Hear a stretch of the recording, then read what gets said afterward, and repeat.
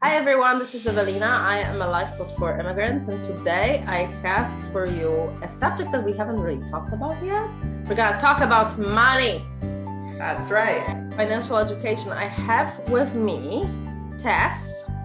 Tess is a certified financial planner, and we're just gonna have a conversation. She's an immigrant and she's going to share with us a lot of her wisdom. I'm gonna ask her a lot of very specific questions to help you learn things that you need to know about money, and I'm gonna be learning, and we're just gonna have a nice friendly conversation. So Tess, welcome. Thank you so much for joining me for this. Thank you so much. I'm excited. Yeah, so am I. Wonderful. And for all of you who are listening to us, listen, you guys, we have recorded this. So you can see us talking to one another on YouTube if you want to. I will put a link in the description of the show so you can see it. But hey, if you want to see what we look like, just come on over to YouTube and watch us. Okay, so Tess, let's talk about you first. Tell me, where did you immigrate from? When did you come to the US? Tell us all the things. Sure. So I am originally from Bulgaria, which is in Eastern Europe. And, I always tell people this, but I grew up with money not being a taboo at all, like it is in America.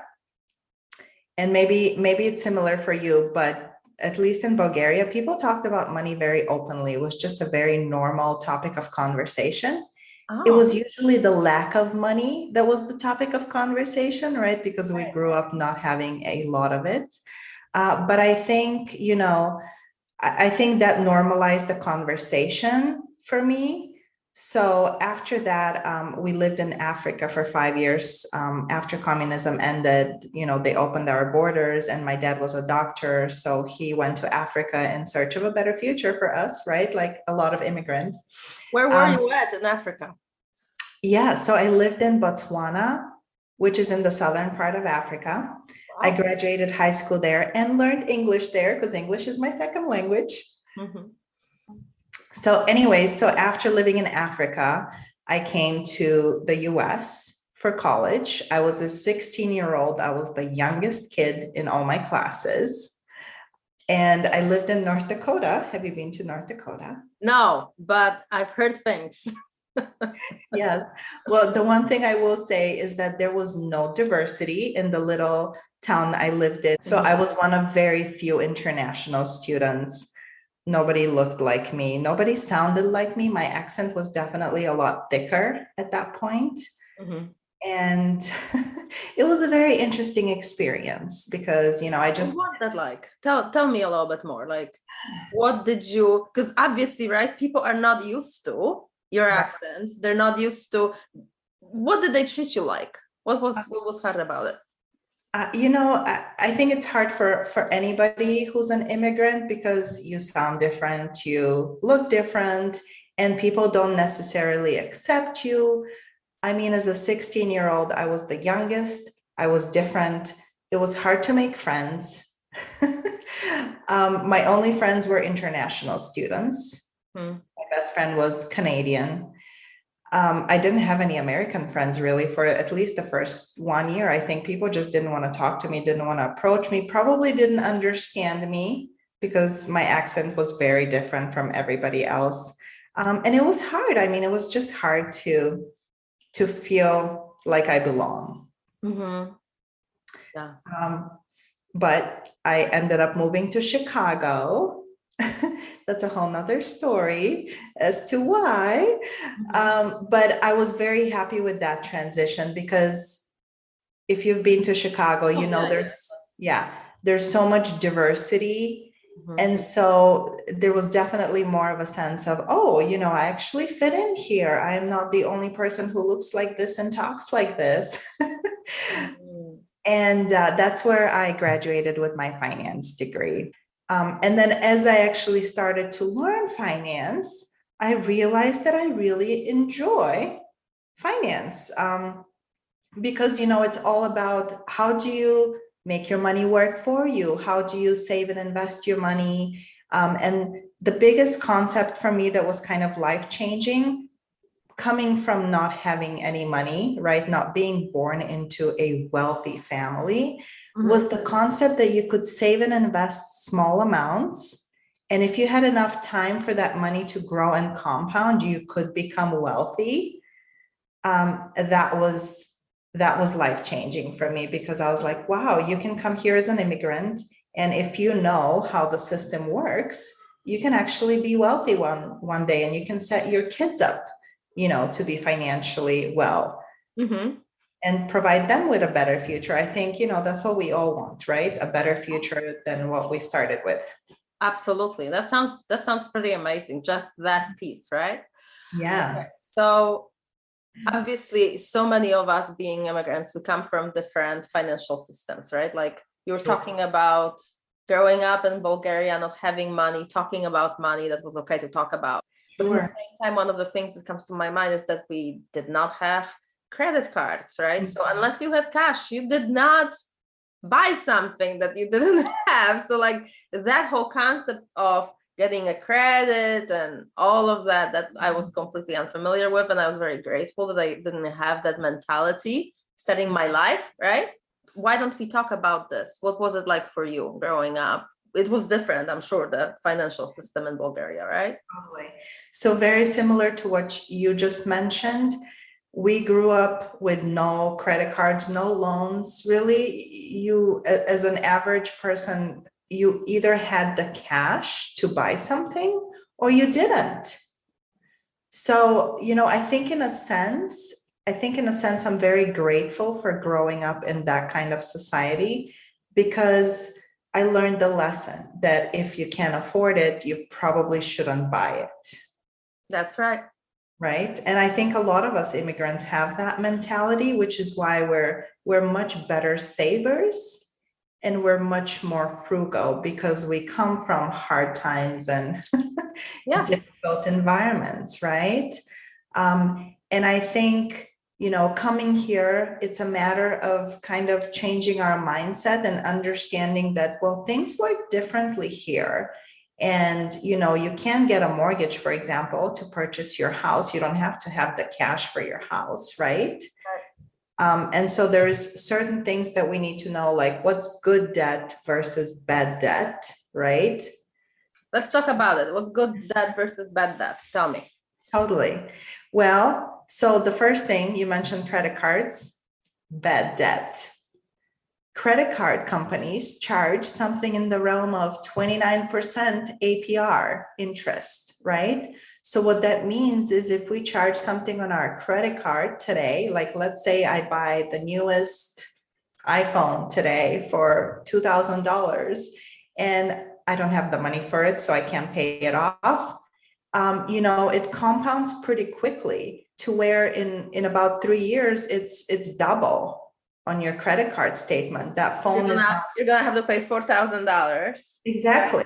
But what you bought, the value of it, the moment you buy it, depreciates at least by half. Right. And you bought it. Exactly.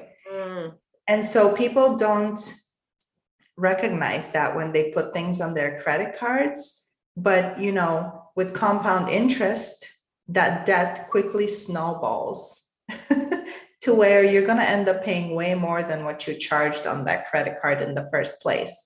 So you have to use credit cards responsibly, to where you put it on your credit card and then you pay it off in full.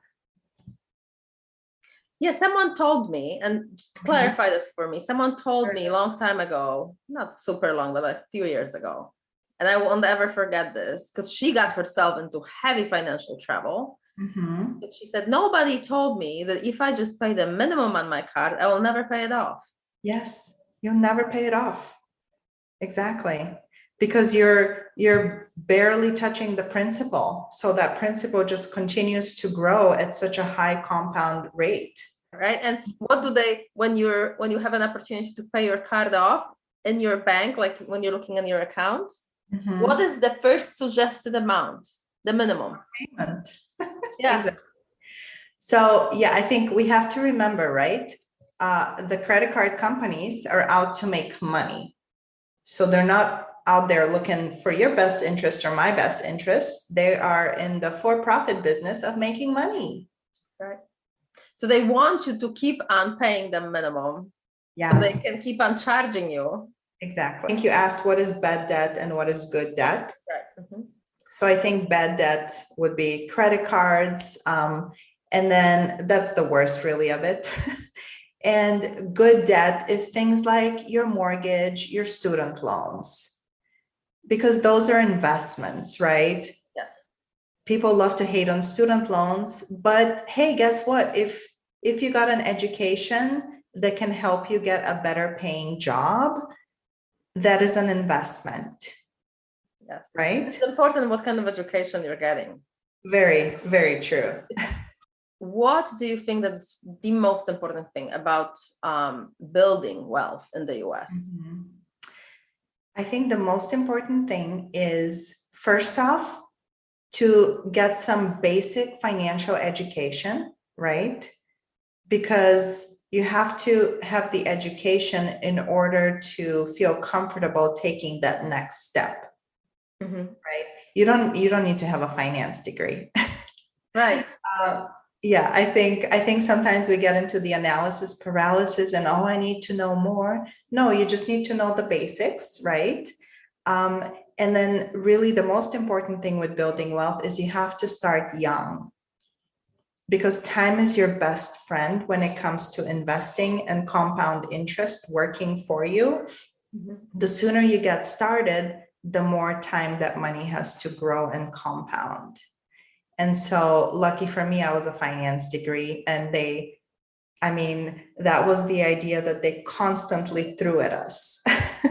So because I was constantly exposed to that, as soon as I graduated with my first job, I started investing because it was just the natural thing to do. Mm-hmm. So I think that is the biggest thing, is we need to start the sooner the better. And what do you think that holds us as immigrants? What holds us back? Mm-hmm. I think what holds us back, for some of us, I think it's our status, our immigrant status, because I don't know about you, but I came as an international student, and it took me a long time to get my green card. Mm-hmm. And so I think that was one thing in the back of my mind. I always worried about, would I actually be able to stay here? And should I really be investing heavily into all these accounts, knowing that, I might get kicked out. I might not get a job to sponsor me, and I might not be able to stay, right? You always have that fear in the back of your head that you might not be here forever. I think once you get that status, it gives you this stability and peace of mind. You're like, okay, I'm here to stay. So now let's focus on really building my future here. Well, so what do you think are the advantages though, right? Like for us immigrants, mm-hmm. We already talked about the mindset, that's some of it. What else? What are the advantages? Yeah, I think the biggest thing is the mindset, frankly, because, so many people, there was just a report that came out, and it said that a third of people in America making over $250,000 are living paycheck to paycheck. If you're making over $250,000, you should not be living paycheck to paycheck. Yeah, that doesn't make much sense. Like they're spending way more than they should. Exactly. So I think mindset cannot be underestimated, because it is the foundation to really build wealth, because you have to be living you actually have to be living under your means. So if you're making $250,000, you have to be spending less than $250,000 in order to really be saving and investing a portion of that money to build wealth. Yes. So that is. Yeah. So what do you think? Is it just trying to keep up with the Joneses, that whole mentality? That's what's standing in our way? Yeah, that is a big issue that I see here. And you can't underestimate the marketing companies, right? Because they say we're bombarded with over 5,000 ads a day. So you're constantly seeing these messages that you need to buy X product in order to feel good about yourself, or, to be successful, you need this house with this car and this watch. So it kind of takes a toll because you're constantly keeping up. And I think social media as well, right? That has an impact. And, watching the Kardashians, I think, watching people living that kind of a lifestyle, people that are in the 1% or the 5% of the richest people in the world, you can't compare yourself to those people. Do, right? That's what our brains want to do. They want to keep on comparing, and then we think there's something wrong with us, and like we should have it. Like we should look like Kim Kardashian. We should be able to do all those things, and if we cannot live her lifestyle, then there's something completely wrong with us, which is such a lie. Exactly. So I think, we have the mindset right. So let's use that to our advantage, right? And it's just a matter of getting that basic education to understand, like, how does the financial system work? How can you invest? What type of account makes the most sense? If you work for a company, hopefully you have a retirement account through work. So that's an easy way to get started. And then guess what? You can actually talk to a financial planner like myself. I think a lot of immigrants don't know that financial advisors exist. So if you don't know that there is help around the corner, you don't know to seek it. That's right. Yeah. And I'm sure it's same for you, right? I mean, do people actually know? Yeah. I think that it's an industry that's starting to grow. But overall, my kind of a job, yes, it's one of those things where people are like, okay, I can either go to therapy. And if I go to therapy, then I'm being very heavily judged by my family and friends. And there's something wrong with me. Yes. And so often people don't realize that, well, there's also coaching. Like you don't have to go to therapy. I can help you with coaching, and you can get yourself in a way better place mentally by having a coach. And no, we're not, because majority of the people don't need therapists, frankly, right? We don't have super heavy trauma that we need to deal with. Some of us do, but some of us don't. Majority of us don't. Yeah. So yeah, it truly is. It's one of those things where when I talk to people and I meet people, I oftentimes ask them, do you understand the difference between therapists and a coach? Yeah. I will ask them straight up, because so many people have no idea what a coach is. Yeah, I mean, that is actually super helpful. Just what you said, with the therapist dealing with trauma and overall past, like that is the main difference. Therapy will focus on the past and what has happened. Like, so if you have something in your life today that is affecting how you feel every day, but it's in your past, right? Let's say that your spouse died in an accident, or you have PTSD from being in Iraq or something like that, right? Like when there is this heavy influence of your past on your current state, that's when you need therapy. But if your life is okay at the base, everything is good, but you kind of feel like, you have incredible potential, but you somehow, some way cannot get yourself there. Yeah. That's where I help, right? That's where you come to see me. That's amazing. It is helpful. Yeah. Let me tell you, I have a coach too, and not just one. Makes a big difference. I think we can all use a coach, frankly. Yeah, I agree. I think every single human being should have a coach, just because of the way how our brains are. Why don't we talk about investing? Yeah. You already told me, right, that starting early is very important. Is there anything else that we need to know about investing, just for the sake of this conversation? Yeah. So one of the things that I like to teach people, one of the basics really when it comes to investing, is the rule of 72. Okay. Have you heard about it? No. Okay, love it. So the rule says that if you divide 72 by the rate of return that you're going to get on your investment, you get how many years it takes for your money to double. Oh, I see. Okay. All right. So if you take 72 and you divide it by, let's take 7 as the rate of return that you can expect in the market long term, you get 10 years. So every 10 years, your money is doubling if you're investing. Got it. That's why it's so important to start early. Exactly. Because let's say you have 10,000 invested by the time you're 20, So by the time you're 30, it becomes 20,000, and then it becomes 40,000, and it becomes 80,000, and then it becomes 160,000, and you see how it just snowballs. Got it. Right? Does not sound that complicated. No, it really isn't. It's just, I think the hardest thing, like anything, is starting, right? Yeah. So you are a financial advisor, obviously. How long have you been doing this? Yes, so I have been a financial advisor for 7 years. Okay. And before that, I was in corporate finance for 9 years. And I want to say the big difference is that there were just a lot more zeros when I was doing corporate finance, because I was helping corporations manage their millions. Yeah. Yeah. But I love working with people way more. I love people more than numbers. So it's really fun to work with individuals and families one-on-one. Just like you're building relationship, right? And it's kind of like you're building relationship for life. Yes. So, I'm fortunate because most of my clients have been with me since the beginning. And I always say that planning is a process because life is always changing, right? So what makes sense for you today financially might be slightly different 5 years from now. Life is so unexpected, right? So it's not just about investing. It's about planning for worst case scenarios and best case scenarios.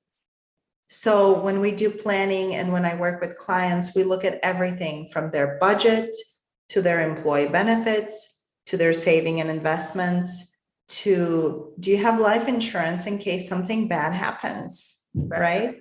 Do you have disability insurance in case you get sick and you can't work for 2 years or 3 years or, more?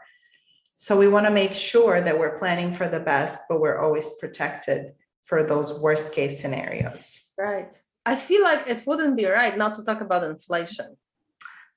Yeah, that's right? a big, yes. Tell me, what is your thought on it? So yes, things cost a heck of a lot more this year than they did, 2 years ago. And it's a real problem, right?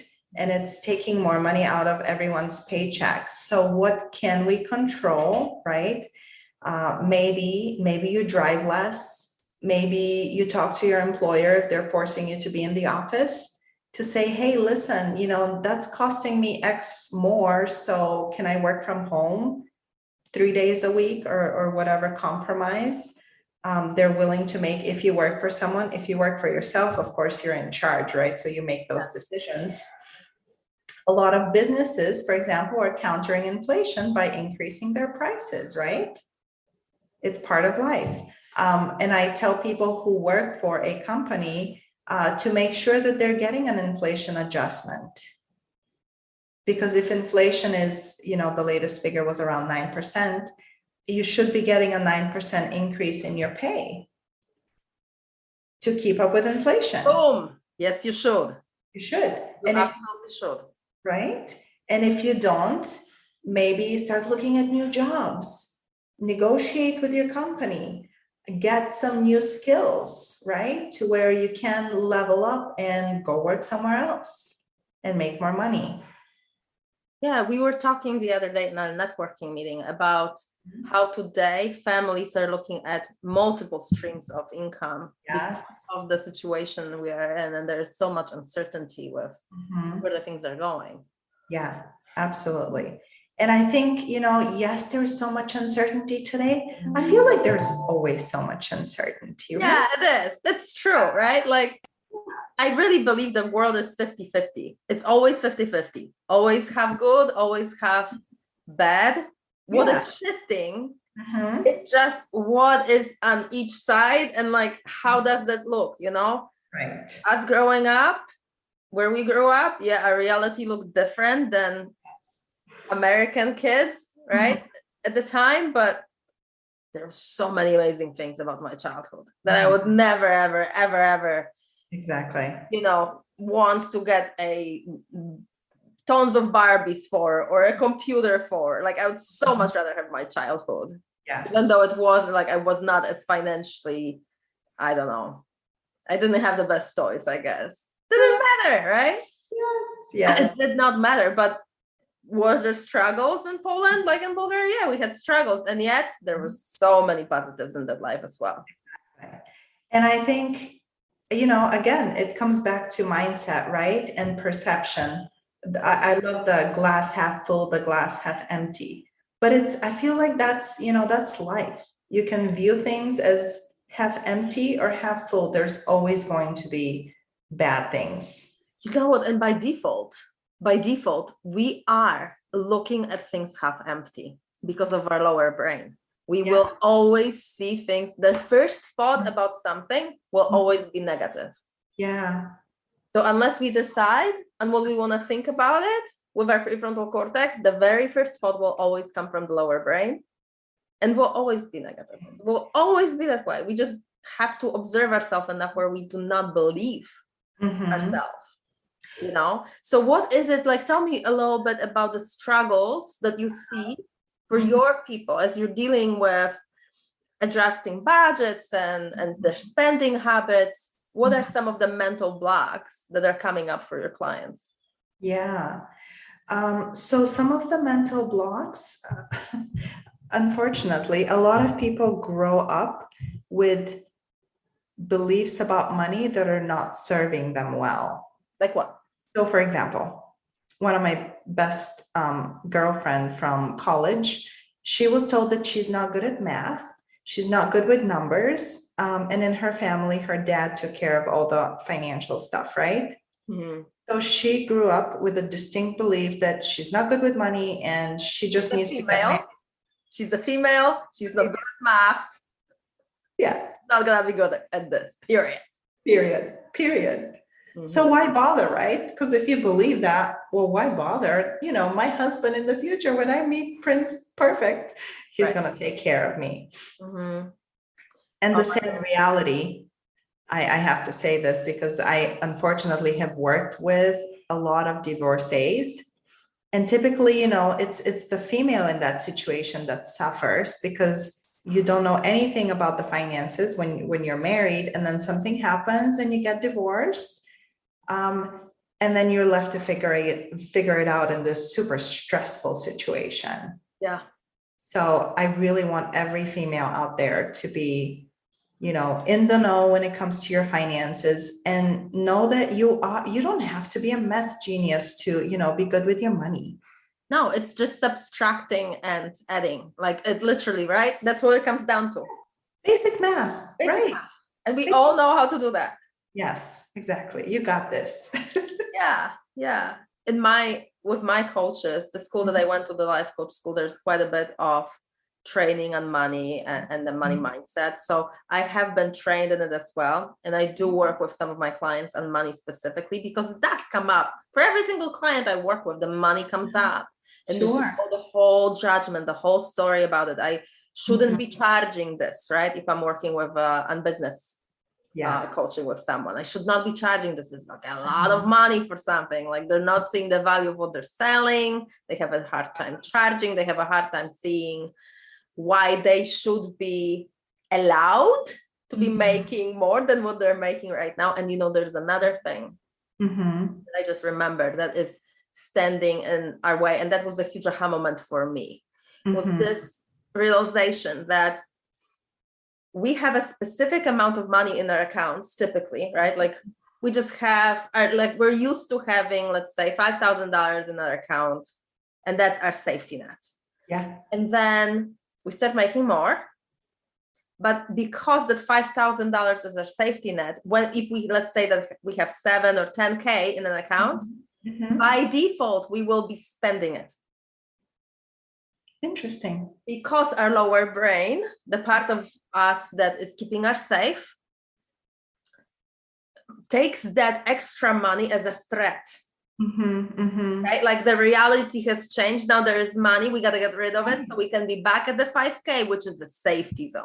Comfort level. Yeah. So this is why when people make a lot of money or they win money in lottery or whatever, like they all of a sudden a lot of money comes in, inheritance or all those, you know, situations, why they spend it so fast. Yeah. So there is such a thing as owning tolerance. You have to teach yourself to own the money.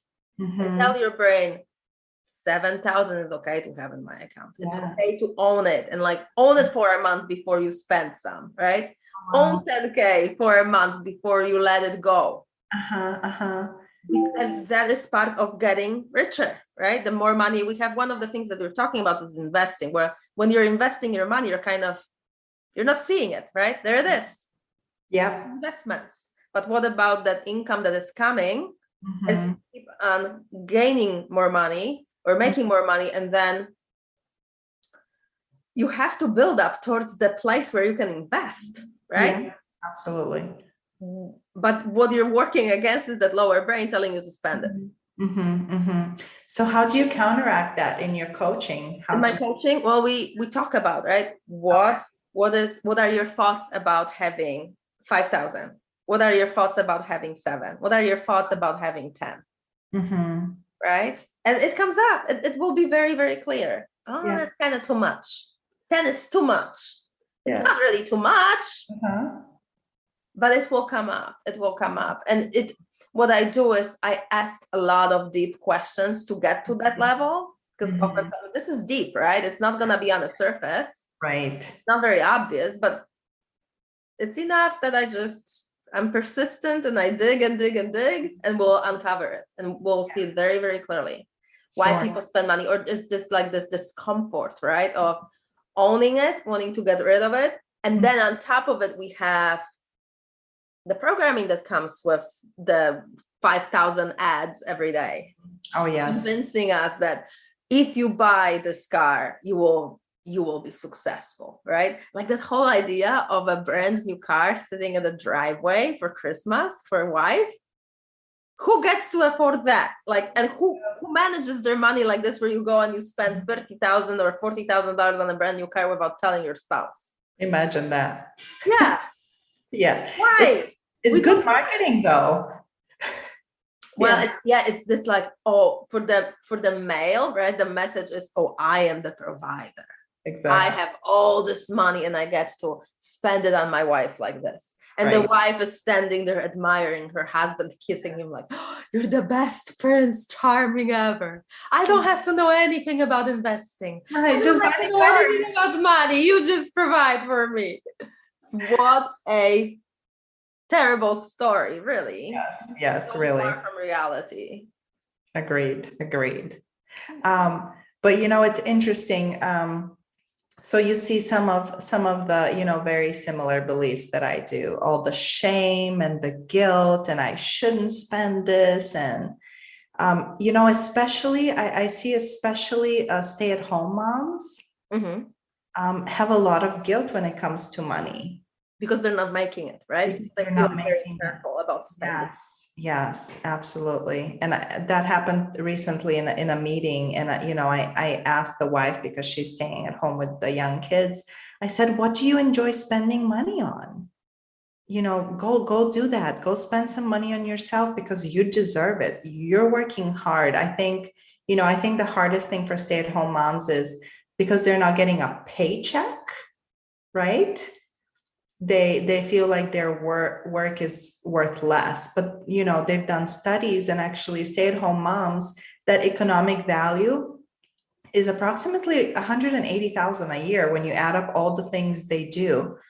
So I think that's a big misconception, unfortunately, in an area where women need to know, like, you're worth a lot. Absolutely. Whether you work at home or outside the home. Yeah, obviously that's my job, right? That's what I work always, like that. He hits that block with every single client, like my worthiness, right? Even the ones who are very, very successful, don't feel that it's okay to be spending money, to be celebrating yourself in some way. Like a massage, it's not okay. Yeah. What? I mean, listen, I'm guilty as charged. I unfortunately have that block as well. And I noticed it in the last couple of months, and I was like, I need to work on this, because, I'm spending money on everybody I love, but I can't spend money on myself. It's very difficult. Yeah, why not? Right? Like if I was coaching, it will be like we will be like digging right into it. Exactly. Why not? What is it about that you're telling yourself about yourself and your worthiness, right? Exactly. Why is that not okay? And what if you were to die tomorrow? Would you be worthy then? Exactly. Yeah, Right? it would be too late. Yeah. Yeah. Okay, so obviously there's all different kinds of advisors out there. Right? What should we pay attention to when we hire one? Yeah, that's a great question. So a lot of immigrants, I see this a lot because I'm part of a lot of Facebook groups for Bulgarian communities, for example. We think that because we deposit our money into the bank, we should go see the financial advisor of the bank, right? Because we trust the bank, so we trust the financial advisor. But here's what I want you to know. The advisor at your bank is employed by the bank. Right. So guess whose interest they're ultimately serving? Bank. Exactly. Yeah. So the biggest thing for me is they have to be independent. So an independent financial advisor. So for example, I'm independent. I get paid by my clients. I'm working for my clients, not for a bank. Gotcha. The second biggest thing, and honestly, they're all just as important, is they have to be educated. And when I came into this industry, I realized that a lot of my colleagues don't have a finance degree, and a lot of them don't have a credential.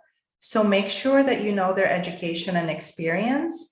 And I always tell people to look for a certified financial planner because it's the gold standard in the industry. Yeah. Only 20% of advisors have a certified financial planner designation. And that's what you are, obviously. You had a designation. Yes. So you have to take all different kinds of tests. Like, how do you get certified? Yeah, that's a great question. So there's a huge education requirement, right? You have to go through the education program. You have to pass a very difficult test. And then you have to also have the experience to hold yourself as a CFP professional. And then you also are held to a fiduciary standard, which is the third most important thing. Because, as a fiduciary, you have a legal obligation to act in your client's best interest. That's super important. So that's the most important piece, right? When you're hiring someone, this is why. Because at the end of the day, it's your money. Right. Yeah. Yes. You want to have someone who will definitely be in your interest. Yes, exactly. Okay, last question. What are some most common myths that you see about building wealth, about being rich? I think one of the most common myths is, well, you have to make millions in order to have millions. But that's not how investing works. So if you get started early, and even if you start investing small amounts, you can become a millionaire over time. It's not going to be instant, right? You're not going to wake up a millionaire the next day after you start investing. Right. It's going to take years. So you just have to be patient and you have to have a consistent process, but you will get there. That's good to know, right? Because many of us don't have millions to spend. Yes. Especially being immigrants, like we're building the foundation for our lives, for our families, so many of us. Exactly. But if you're at a point where you can pay the bills and you have some money left over at the end of that month, pat yourself on the back. That's a good place to be because now you can start saving and investing. What are you hitting as far as like the whole judgment of someone who is rich, right? It seems like I get quite a bit of that too with my clients. Yeah. Yes. There's some beliefs out there that are not serving us, such as, rich people are evil. That's a big one, right? Like all rich people are just bad.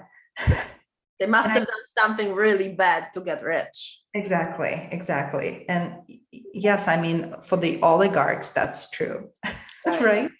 But I think we have to recognize that there's a lot of rich people who have worked really hard and have created a business or have invented something and they have hired millions of people, that they have provided so many jobs. I mean, look at technology, right? It's improved our lives, I would say. Yes, there are some downsides, but we're able to work from home. We're just focused on the negative again, right? And it's just like even looking at movies and the TV series, what I've been watching? I'm gonna tell you my guilty pleasure, which is it's hilarious, really. I've been watching Dallas. Oh. You know that show, Dallas? You might not know it. It's a very old show. It's like, I think they started filming it in 1978. It kept on going for 20 years. Mm-hmm. But it's about this very rich family. Okay. In Dallas, Texas. Mm-hmm. All oil, oil industry, rich oil industry. Right. And you have two people running this huge company. You have a J.R. Ewing, who is evil, evil, malicious, terrible person, treats others awfully. You have another one, his brother, Bobby, who is he has morals and values and all of that, but he is not as successful ever as his brother. So that message there is so clear. And we're talking 20 years of a show with that one specific idea. And that show was so popular that the last episode, when they were airing the last episode, there were more people watching that episode and there were people voting that year. You're kidding. No, it was a big deal back in the day. And I, to be honest with you, I really enjoy seeing the fashion and just the rhythm of everything, how it unfolds. It doesn't give me anxiety. It's nice and calm. But one of the most important messages of it all is that unless you are vicious and mean, you will not be rich. And where it comes to male, female, males are the ones that make money and are treated seriously in any business. If there is a female that is becoming successful, she is being treated so terribly for having any sort of ambition. And the only way that she can become successful is if she's an investor behind a male. Oh, no. And nobody knows that she is the one behind it. But, and I was, one of the things in my school too that we talk about is that nothing wrong happens when women have money. Exactly. Right? When specifically females, when we have money, not many bad things happen. Like, first of all, we're not going to invest in wars and making money off wars. When females will not do that because of a simple fact that we give life, we value it more. Like that one piece in itself, right? Sex trafficking, child trafficking, right? Those kind of terribly evil things. Is a female going to take her hard-earned money and invest into something like this? Most likely not. And these are the evil things in the world. So so like, no, let's educate all the women out there. Right. We all need to make a lot of money. And you have such an important job, such an important mission.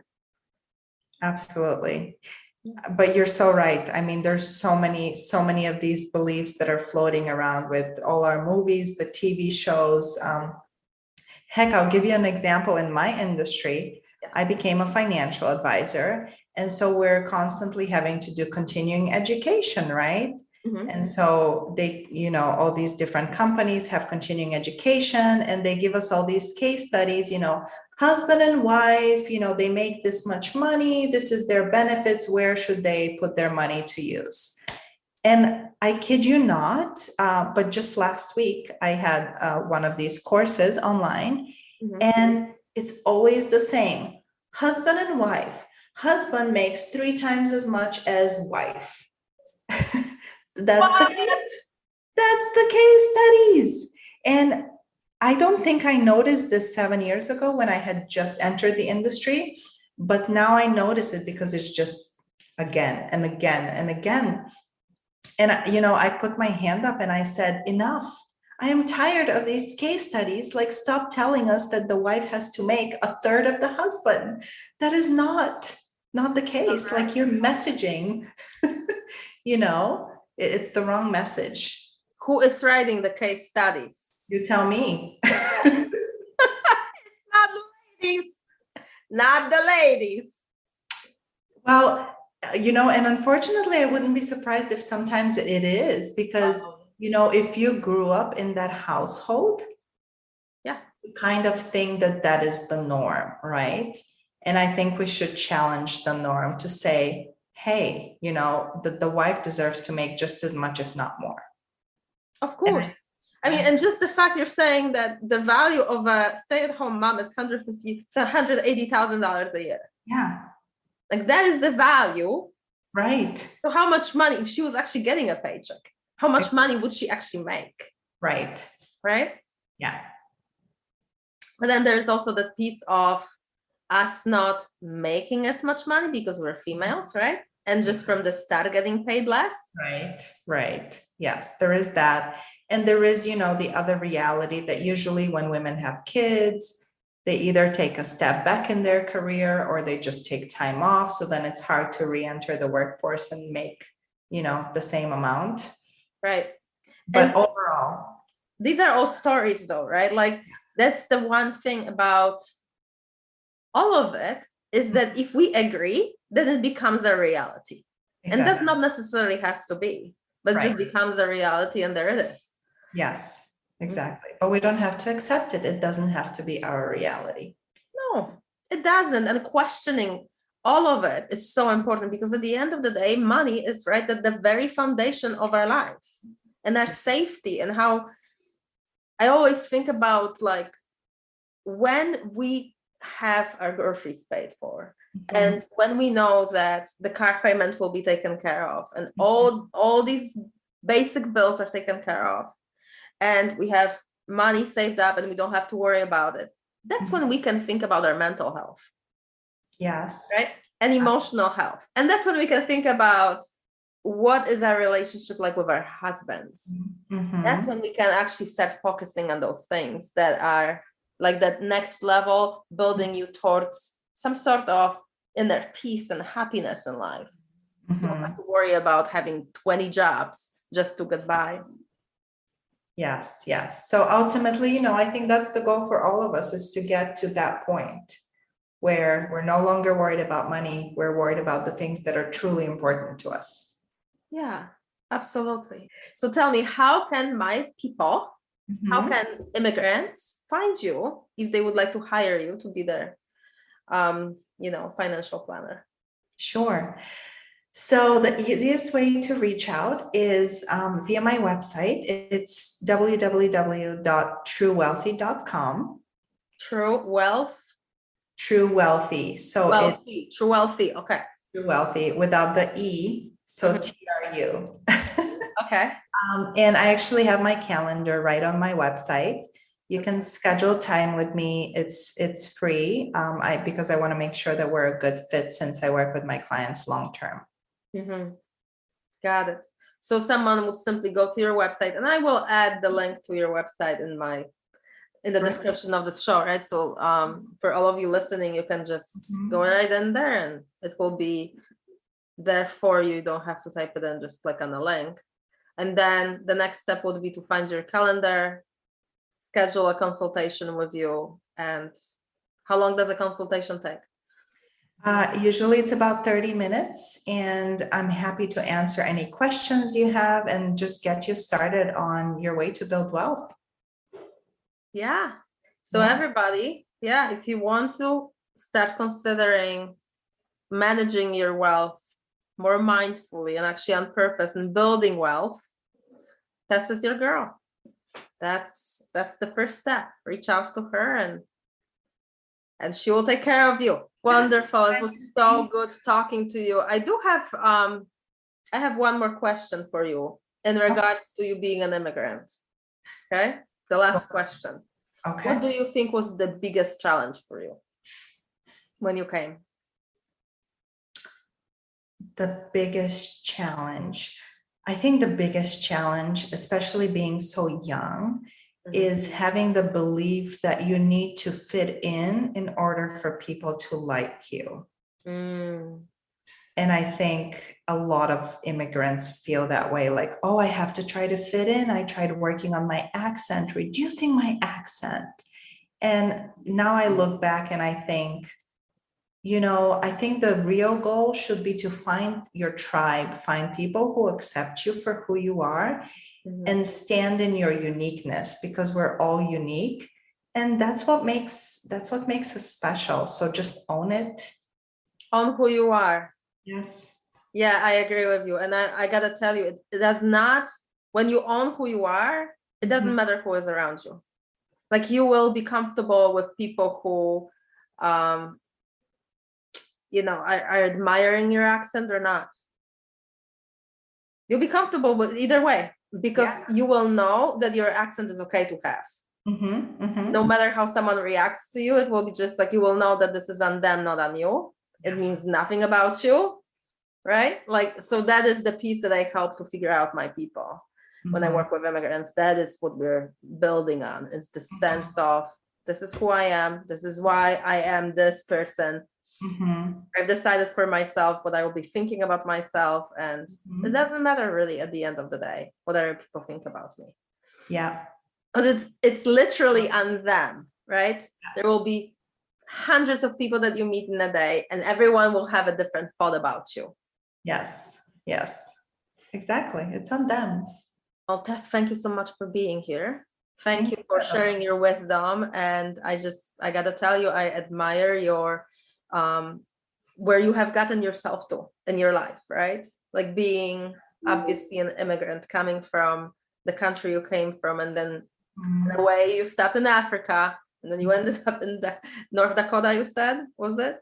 Yes. Yeah, and then Chicago, now you're in beautiful Florida.